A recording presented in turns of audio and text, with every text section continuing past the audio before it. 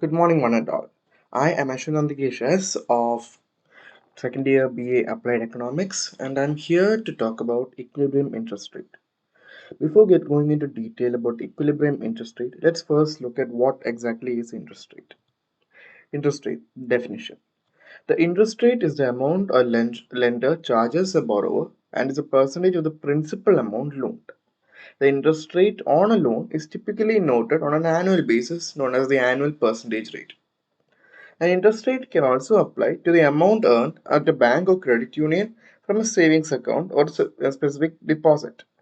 An annual percentage yield refers to the interest rate earned. Basically, interest rate is the amount of additional money that you have to give or back to the lender for taking a loan, or you receive on for depositing in a bank account. It is a certain percentage of money which people or an entity or an organization gives you back for utilizing your money. Now, let's look at some other factors of interest rate. Types of interest rates. Interest rate has mainly two types: nominal interest rate and real interest rate. Nominal interest rate is the interest rate that refers to interest rate before taking inflation into account.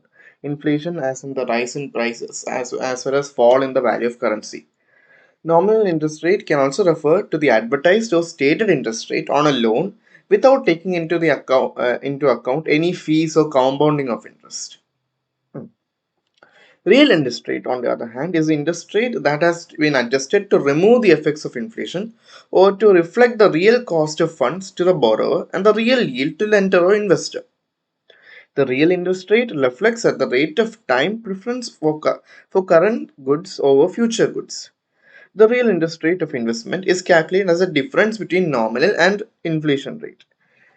Basically, real interest rate is the nominal interest rate without inflation in it. Without real estate interest rate can be taken into account by subtracting the effects of inflation from nominal interest rate and taking into account more current factors. It is a more reliable source of interest rate. Next, let's learn about the key topic: equilibrium interest rate. Equilibrium interest rate is the rate at which the quantity of money is equal to quantity supplied, that is, the interest rate at market equilibrium. As seen in the graph, the demand for money and supply of money can be graphed to determine the equilibrium interest rate. The equilibrium interest rate is a rate at which quantity of money demanded is equal to quantity of money supplied and can be affected by the monetary policy adjustments or changes in income levels. Now, according to the graph, we can see that I is the equilibrium interest rate and it is equal to money supply and money demand.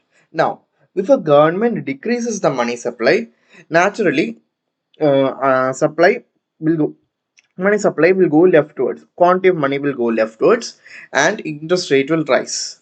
On the other hand, if government increases money supply, then naturally, if government increases money supply, then naturally interest rate will be reduced. This is why equilibrium interest rate can be considered as affected by various money policies. Thank you very much.